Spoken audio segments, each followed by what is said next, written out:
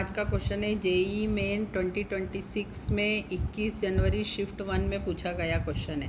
Consider a modified Bernoulli's equation bracket में p plus a upon b t square bracket close plus rho g bracket h plus b into t bracket close plus 1/2 rho v square is equal to constant if t has the dimension of the time then the dimensions of a and b are respectively.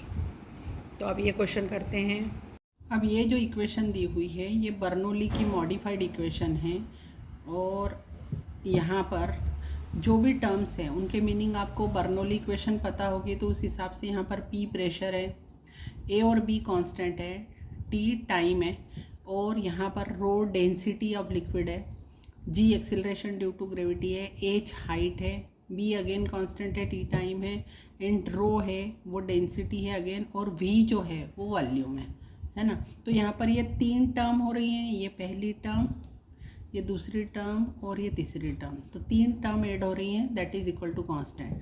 अब कोई सी भी equation में अगर कोई सी भी equation में अगर कोई टर्म्स ऐड होती हैं तो डायमेंशनल एनालिसिस के हिसाब से वही टर्म्स ऐड हो सकती हैं जिनकी डायमेंशन सेम हो।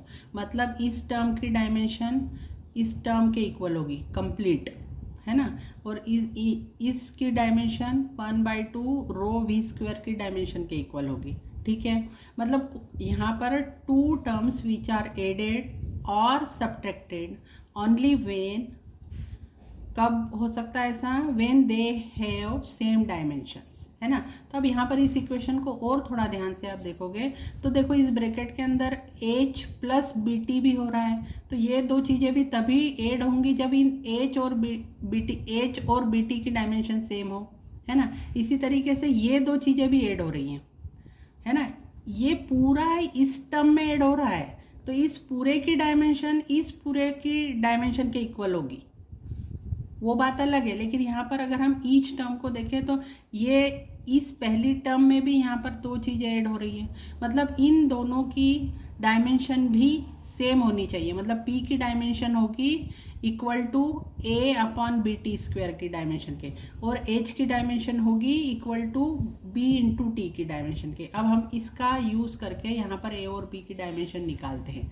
ठीक है, तो यहाँ पर H मतलब पहले हम B की डायमेंशन निकालते हैं क्योंकि यहाँ पर अगर हम इसको पहले लेंगे ना तो यहाँ A और B दोनों की डायमेंशन निकालते नहीं आएगी, इसलिए यहाँ पर सिर्फ B होने के कारण पहले हम ये वाला ब्रैकेट लेते हैं।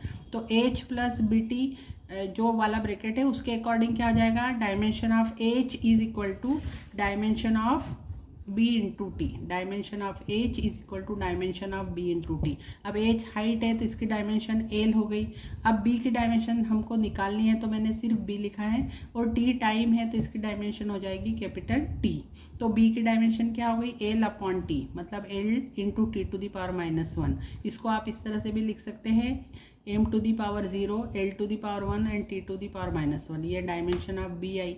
अब डायमेंशन ऑफ a निकालने के लिए आप यहाँ पर लिखिए, ये वाले ब्रैकेट का यूज़ करेंगे कि dimension of p is equal to dimension of this term means a upon b t square. तो यहाँ पर क्या इक्वेशन बनेगी, dimensions of p is equal to dimensions of a upon b t square. तो हमको P pressure है मालूम है और B की भी डायमेंशन मालूम है और T टाइम है, तो T स्क्वायर की कैपिटल T स्क्वायर हो जाएगी। तो हम लेफ्ट हैंड साइड की डायमेंशन लिखते हैं। प्रेशर की डायमेंशन होगी, pressure is equal to force upon area होता है, तो फोर्स की होती है mLT-2 और अपॉन एरिया की L स्क्वायर। तो ये प्रेशर की होगी डायमेंशन। अब A की डायमेंशन हमको निकालनी है तो हमने A ही लिखा है उसकी जगह, है ना। एक डायमेंशन निकालनी है तो हमने A लिखा है यहाँ पर और B की डायमेंशन अभी आपने निकाली LT-1 और T स्क्वायर टाइम है इसलिए कैपिटल T स्क्वायर।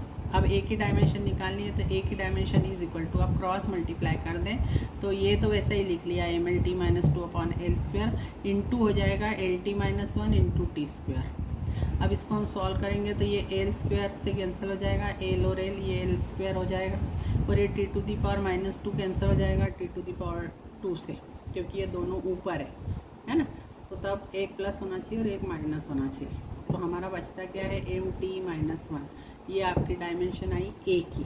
अब इसको हम एम टी माइनस वन को भी हम एम एल टी के फॉर्म में लिखेंगे तो M to the power one, L नहीं है तो L to the power zero और T to the power minus one, और बी को भी एम एल टी के फॉर्म में लिखेंगे तो M to the power zero, L to the power one और T to the power minus one. तो अब आप क्वेश्चन में देखना तो हमारा आंसर आएगा ऑप्शन नंबर 4, है ना। अब आप मुझे कमेंट करके बताइए कि इक्वेशन जो दी हुई है क्वेश्चन में उसमें रो की डायमेंशन क्या होगी, ये आप कमेंट करके मुझे बताइए। अगर आपको हमारे वीडियोस पसंद आ रहे हों तो प्लीज़ हमारे चैनल को सब्सक्राइब करें, वीडियो को लाइक करें और अपने फ्रेंड्स के साथ शेयर करें।